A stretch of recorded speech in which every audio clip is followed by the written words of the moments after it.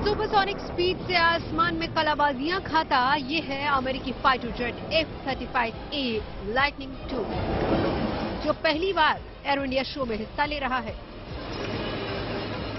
Show के दूसरे दिन 5वीं पीढ़ी के इस फाइटर जेट ने जैसे ही यलहंका एयरबेस के रनवे से उड़ान भरी, वहां मौजूद दर्शकों की नजरें इससे हट ही नहीं पाई। बेंगलुरु के आसमान में इसके इन हैरत अंगेज हवाई करतबों को देखकर लोगों ने दांतों तले उंगलियां दबा ली।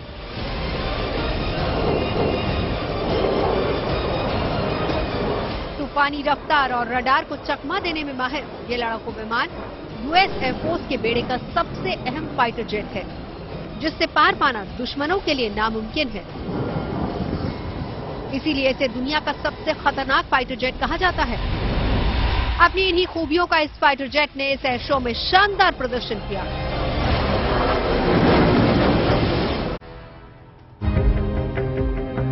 इन दिनों नागपुर की एक आर्ट गैलरी में खास तरह की पेंटिंग एग्जीबिशन चल रही है। इस एग्जीबिशन में प्रधानमंत्री नरेंद्र मोदी के जीवन और दर्शन से जुड़ी पेंटिंग्स को प्रदर्शित किया गया है। मोदी @20 नाम की इस प्रदर्शनी का आयोजन सर्वदा आर्ट गैलरी की ओर से किया गया है, जहां देश के अलग अलग हिस्सों से कलाकारों ने मोदी पर बनाई गई अपनी अपनी पेंटिंग्स पेश की है। इस आर्ट गैलरी में मोदी के अलग अलग रूप में पेंटिंग बनाई और दिखाई गई है और उन्हें विश्व गुरु से लेकर हर रूप में दर्शाने की कोशिश की गई है।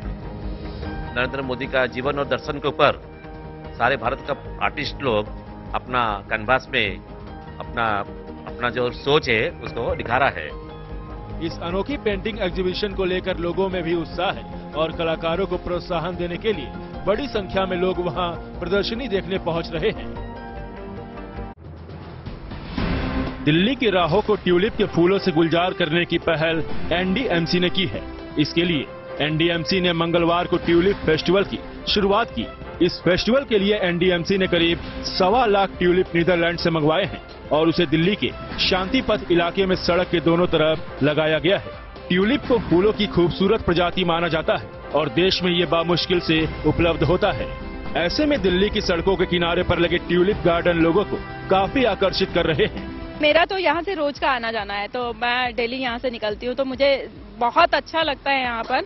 जिस तरह से एनडीएमसी ने डेवलप किया है ये बहुत ही अप्रिशिएबल है। यहाँ बहुत अच्छा लग रहा है, यहाँ बहुत सुंदर फूल हुए हैं, कश्मीर की याद आ गई यहाँ सच पूछो तो। एनडीएमसी के अनुसार 1 और 2 मार्च 2023 को G20 देशों के विदेश मंत्रियों की बैठक होने जा रही है, लिहाजा मेहमानों के स्वागत के लिए भी इन ट्यूलिप्स को लगाया जा रहा है। कुछ कर गुजरने का जज्बा लिए ये छात्र बिहार के गोपालगंज के हैं, जहां पॉलिटेक्निक छात्रों ने अपनी प्रतिभा और मेहनत के दम पर ये स्टॉल लगाया है। इस प्रदर्शनी में सिविल के छात्रों ने भूकंप रोधी भवन का मॉडल तैयार किया है, जो बाढ़ और बारिश की मार भी आसानी से झेल सकती है। इसके साथ ही बिजली के लिए छत पर ही सोलर लगाने की भी सुविधा मौजूद है। हम लोगों ने ये घर इस तरीके से बनाया है कि इसके अंदर बहुत सारे पार्ट्स लगे हुए हैं। इसमें मतलब ये अर्थक्वेक या फिर रेनफॉल जहाँ पे बहुत ज्यादा होती है वहाँ पे इसको यूज कर सकते हैं। अर्थक्वेक में ये होता है कि बहुत सारे जब भी हमारा लोड पड़ेगा ना सर, जैसे कि अर्थक्वेक आता है, भूकंप आती है, तो इसमें सारे लोड छोटे छोटे पार्ट्स पे डिवाइड हो जाएंगी और उससे हमारा घर जल्दी टूट के गिरेगा नहीं, बहुत देर तक टिकेगा। पॉलिटेक्निक छात्रों की ओर से लगाए गए इस प्रदर्शनी में इलेक्ट्रिक साइकिल लोगों को खूब पसंद आ रही है। इलेक्ट्रिक विभाग के 5 छात्रों ने अपनी मेहनत और लगन से इलेक्ट्रिक साइकिल तैयार की है। सबसे खास बात तो ये है कि ये साइकिल अपनी रफ्तार से ही बैटरी को चार्ज करेगी। पुलिस को चकमा देकर फरार होने वाले अपराधियों की अब खैर नहीं, क्योंकि दिल्ली पुलिस एयरपोर्ट पर लगे सीसीटीवी कैमरों में फेस रिकॉग्निशन सॉफ्टवेयर का इस्तेमाल करने जा रही है। सेफ सिटी प्रोजेक्ट के तहत इस्तेमाल की जा रही ये तकनीक अपराधियों को सलाखों के पीछे डालने के लिए मददगार साबित होने वाली है। इंदिरा गांधी इंटरनेशनल एयरपोर्ट पर फेस रिकॉग्निशन सॉफ्टवेयर से लैस कैमरों को एंट्री और एग्जिट पॉइंट पर लगाया जाएगा। अपराधियों का फेस कैमरे की नजर में आते ही पुलिस हेडक्वार्टर तक वांटेड अपराधियों की सूचना पहुंच जाएगी। इसके बाद अपराधियों को उड़ान भरने से रोक दिया जाएगा और पुलिस उन्हें सलाखों के पीछे पहुंचा देगी। दिल्ली पुलिस जल्द ही एयरपोर्ट पर लगे कैमरों में फेस रिकॉग्निशन सॉफ्टवेयर को अपलोड करने वाला है, जिसके जरिए कैमरों में ही सॉफ्टवेयर के जरिए उन अपराधियों की फोटो अपलोड की जाएगी।